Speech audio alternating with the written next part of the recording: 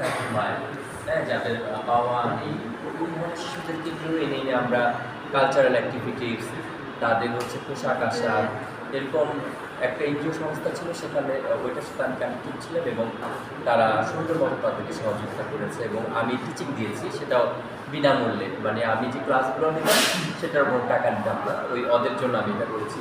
তো এরকম বিভিন্ন অ্যাক্টিভিটিসের সাথেই ছোটোবেলা থেকেই ছিলাম, এখনও ভালো লাগে। আর এখন তো জানেন যে ইন্টেরিয়ার ডিজাইনার, তবে ইন্টেরিয়ার ডিজাইনারের পাশাপাশি ইন্টেরিয়ার ডিজাইনার স্টাডি করলাম। তো আর্কিটেক্ট ইন্টেরিয়ার ডিজাইনিং এর উপর লেখাপড়া শেষ করে এখনও কাজ করছি, দেশে বিদেশে সব জায়গায় আমার বিস্তার রয়েছে, আমার কাজের ছোঁয়া রয়েছে, দেখবেন আমার শিল্প রয়েছে।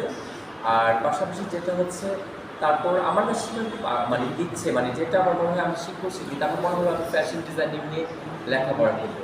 তারপর ফ্যাশন ডিজাইনিং নিয়ে আমি পড়াশোনা স্টার্ট করলাম, ওইটার উপর স্টার্টই করলাম। তো আজকে যে এই যে ডিজাইনটা করেছি, এটা আমার এই ওইটারই ফল, যে আমি যে শিখেছি, আমি যে ডিজাইন করছি, বা এর আগে যে প্রোগ্রামগুলোতে আপনারা আমাকে শো স্টপার হয়ে দেখেছেন, যে স্টেজে আমি লাস্টে এসেছি, ওইটা কিন্তু সম্পূর্ণ আমার নিজস্ব ডিজাইন এবং ওইটা কিন্তু একটু ভিন্টেজ একটি লুক ছিল। তো প্রতিটি প্রোগ্রামে আমি আলাদা আলাদা লুকে আসি এবং আমার নিজস্ব ডিজাইন নিয়েই আসি। আর তার পরবর্তীতে যেটা হলো, রিসেন্টলি যেটা করেছি আমি ইন্ডিয়া মহারাষ্ট্র, যেটাকে বলা হয় নাগপুর, যেটা হচ্ছে আপনার এখান থেকে যেতে হবে কলকাতা, কলকাতা থেকে তারপর ফ্ল্যাট করে যেতে হবে ব্যাঙ্গালোর, ব্যাঙ্গালোর থেকে ডোমেস্টিক ফ্ল্যাট করে তারপর যেতে হবে মহারাষ্ট্রে, মানে অনেক দূর। ওইখান থেকে 2-2.5 ঘন্টা লাগে ব্যাঙ্গালোর থেকে মহারাষ্ট্রে যেতে। তো সেখান থেকে এত দূরে, এত জার্নি করে, এত স্ট্রাগল করে ওইখান থেকে ফ্যাশন কোরিওগ্রাফি এবং প্রেজেন্ট ট্রেনিংটা ওইখান থেকে নিয়েছি।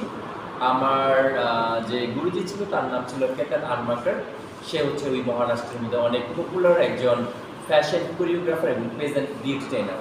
সো তার হাত ধরেই শেখা, দেন বাংলাদেশে আসা। এখন তো দেখবেন বিভিন্ন জায়গায় আমি পারফরমেন্স করছি নিজেও, ইভেন হচ্ছে ওগুলো হিট হচ্ছে অনেক এবং ঝড় বয়ে যাচ্ছে পুরো বাংলাদেশের বাইরে থেকেও ফোন আসছে। সো এই জিনিসগুলো আমার কাছে অনেক ভালো লাগে, ইউনিক করছি আমি, মানে সবার মতো না। আমার ফ্যাশন শোগুলো দেখবেন, বা আমি যাদেরকে পড়াচ্ছি আমার স্টুডেন্টদের দেখবেন, আমার রানওয়েগুলো টোটালি ডিফারেন্ট, একদম ইউনিক। সো গ্লোবালি স্টাইল করছি আমি, যেটা অনেক অনেক। আরে আপনি তো ডিস্টার্ব করতেন আমার স্টুডেন্ট এখন বাড়ছে, আর নারী ভক্ত তো অবশ্যই আছে, প্রথমত ছিল, এখনো আছে আলহামদুলিল্লাহ, পছন্দ করে। নারী ভক্ত বলেন, পুরুষ ভক্ত বলেন, আলহামদুলিল্লাহ সবাই পছন্দ করে, সবাই SMS দিচ্ছে, সবাই নক দিচ্ছে। এমনও মানুষ আছে, আজকে সকালবেলা আমি যখন উঠি, আমি চিনি না, সেই চিটাগং থেকে নক দিয়েছে যে আমার বিগ ফ্যান, মানে এরকম বিভিন্ন জেলা থেকে ফোন দিচ্ছে, দেখা করতে চায়।